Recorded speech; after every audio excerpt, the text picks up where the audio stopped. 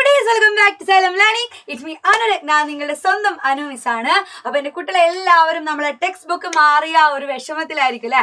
എന്നാലും നമ്മളെ first chapter കഴിഞ്ഞ ലൈവില് നമ്മൾ സ്റ്റാർട്ട് ചെയ്തിട്ടുണ്ടായിരുന്നു. അതിൽ നമ്മൾ ഒരുപാട് കാര്യങ്ങൾ ചർച്ച ചെയ്തിട്ടുണ്ട് അല്ലെ. അപ്പൊ ഈ ഒരു ചാപ്റ്ററുമായിട്ട് ബന്ധപ്പെട്ടിട്ട് നിങ്ങൾക്ക് ഒരുപാട് കാര്യങ്ങൾ മാറി എന്ന് മനസ്സിലാവും. പക്ഷെ ഏറ്റവും സിമ്പിൾ ആയിട്ടുള്ള ചാപ്റ്ററാണ് നിങ്ങൾക്ക് സിലബസിൽ ഫസ്റ്റ് ചാപ്റ്റർ ആയിട്ട് കൊടുത്തത്. അത്രയ്ക്ക് എളുപ്പമുള്ള ചാപ്റ്റർ ആണ്. വളരെ സിമ്പിൾ ആയിട്ട് തന്നെ കുട്ടിക്ക് എന്ത് ചെയ്യാം, പഠിക്കാൻ പറ്റുന്ന ഒരു കാര്യം അല്ലെ. അപ്പൊ ലൈൻസ് ആൻഡ് സർക്കിൾ ഈ ഒരു ചാപ്റ്റർ നിങ്ങൾ ആ ഒരു ഹെഡിങ് കാണുമ്പോൾ തന്നെ അറിയാം എന്തിനെ കുറിച്ചായിരിക്കും പഠിക്കാനുണ്ടാവുക. ലൈൻസിനെ കുറിച്ചും അതേപോലെ സർക്കിൾസിനെ കുറിച്ചും മാത്രമേ ഈ ഒരു ചാപ്റ്ററിൽ നിങ്ങൾക്ക് പഠിക്കാനുള്ളൂ. ഓക്കെ, അപ്പൊ അതിൽ നമ്മൾ കഴിഞ്ഞ ലൈവിൽ ചർച്ച ചെയ്തുകൊണ്ടിരുന്ന കാര്യം എന്ന് പറഞ്ഞാല് എന്താണ് ലൈൻസ് എന്നുള്ള ഒരു കാര്യമായിരുന്നു അല്ലെ.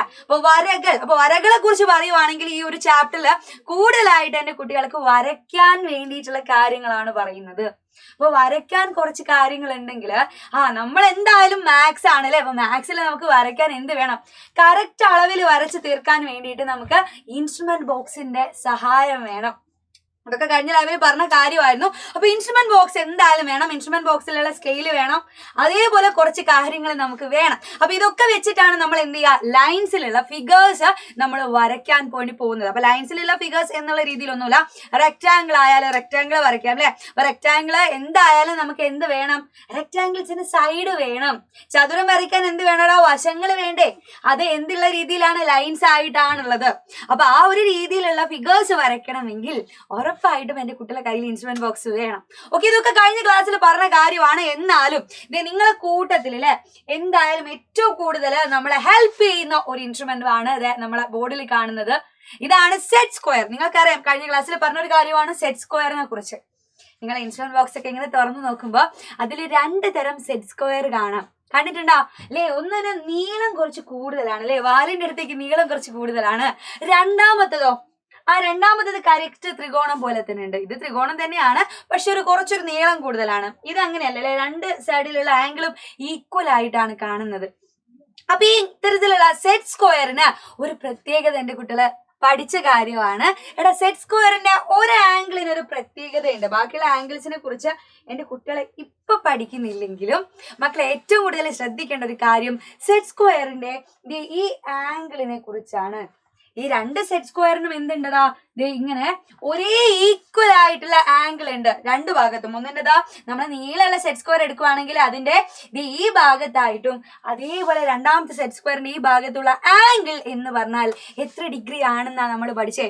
എത്രയാ വരുക, അത് 90 ഡിഗ്രി ആണ് ഇല്ലേടാ. നീ നോക്കിക്കേ, ഒരു ലൈനിനെ അല്ലേ, നമ്മളിതാ ഇങ്ങനെ ഒരു ലൈന് വരയ്ക്കുവാണെങ്കിൽ ആ ലൈനിന് പെർപെൻഡിക്കുലർ ആയിട്ട് കുത്തനെയാണ് എന്തുള്ളത്, അതെ ഇങ്ങനെയുള്ള ആംഗിൾ ഇവിടെ ഉള്ളത്. അപ്പൊ കുത്തനെ കാണുന്ന ആംഗിൾ എന്ന് പറയുമ്പോ ശരിക്കും പറയുവാണെങ്കിൽ അത് ഏത് ഡിഗ്രി ആണ് വരിക, 90 ഡിഗ്രി തന്നെയാണ് വരിക.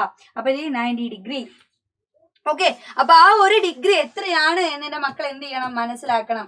അത് അറിയില്ലെങ്കിൽ ഒരിക്കലും നമുക്ക് എന്താക്കാൻ പറ്റില്ല, സെറ്റ് സ്ക്വയറും സ്കെയിലും യൂസ് ചെയ്തിട്ട് എന്റെ കുട്ടികൾക്ക് വരയ്ക്കാൻ വേണ്ടി പറ്റില്ല.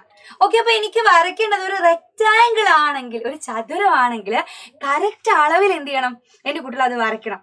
വെറുതെ എന്താക്കരുത്, അതൊരു 5 സെന്റിമീറ്റർ അല്ലെങ്കിൽ ഇതൊരു 6 സെന്റിമീറ്റർ എന്നുള്ള രീതിയിൽ വരച്ചിടാതെ കറക്റ്റ് അളവില് നിങ്ങൾ എന്ത് ചെയ്യണം, ചതുരം വരയ്ക്കണം. ഓക്കെ, അപ്പൊ എന്റെ കയ്യില് ഒരു ഫിഗർ ഉണ്ട്. അപ്പൊ എന്റെ മക്കള് കാണുന്നുണ്ടായിരിക്കും അല്ലെ. ഇത് ചതുരമാണോ എന്ന് ചോദിച്ചാൽ ഇത് ചതുരമല്ല, പക്ഷെ ഇതൊരു ക്വാഡ്രിലാറ്ററൽ ആണ് അല്ലെ. ഒരു ചതുർഭുജമാണ്. ചതുർഭുജം അല്ലെ ക്വാഡ്രിലാറ്ററൽ എന്ന് പറഞ്ഞാല് 4 സൈഡിലെ ഏതൊരു ഫിഗറിനെയും നിങ്ങൾ എന്ത് പറയും, ക്വാഡ്രിലാറ്ററൽ എന്ന് പറയും. പക്ഷെ ഇത് എന്താണ്, റെക്ടാംഗിൾ ആണോ? അല്ലേ. നീ നോക്കിക്കേ, റെക്ടാംഗിളിന് ഇവിടുന്ന് നേരൊരു ഉന്ത് കിട്ടിയ പോലെ ഉണ്ട് അല്ലെ, ഒരു ചവിട്ട് കിട്ടിയ പോലെ ഉണ്ട്. പക്ഷെ ഈ ഒരു ഫിഗറിന് ഒരു പേര് പറയും. എന്താണ് ഈ ഒരു ഫിഗറിന്റെ പേര്? നിങ്ങൾ പഠിച്ചിട്ടുണ്ട്. ഈ ഒരു ഫിഗറിന് നമ്മള് പാരലലോഗ്രാം അല്ലെങ്കിൽ സാമാന്തരികം എന്ന് പറയും അല്ലെ.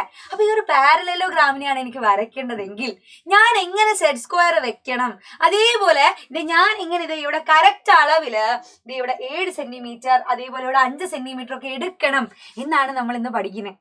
റെഡിയാണേ? അപ്പൊ ഇതാ നോക്കിയാൽ വേഗം മനസ്സിലാക്കാൻ പറ്റും. ഇവിടുന്ന് വര ചരിഞ്ഞിട്ടാണുള്ളത്.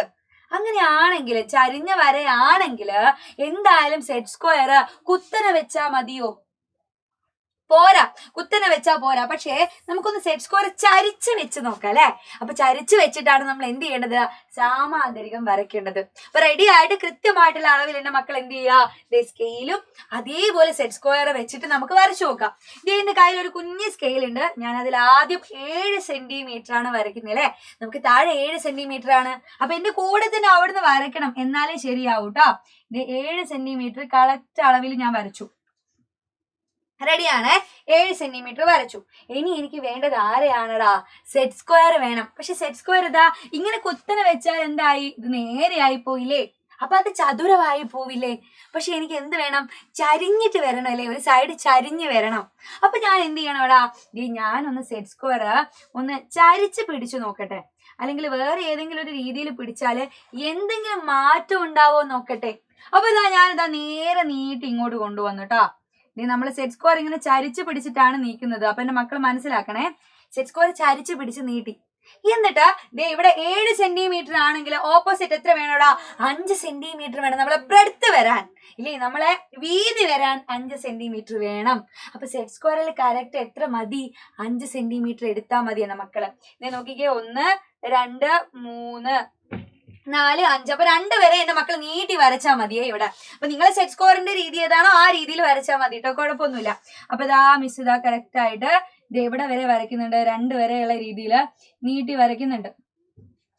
ഓക്കെ, അപ്പൊ അതേപോലെ എന്ത് ചെയ്യണം, ഓപ്പോസിറ്റും നമ്മളെ സെറ്റ് സ്കോർ നീക്കി വെക്കുക.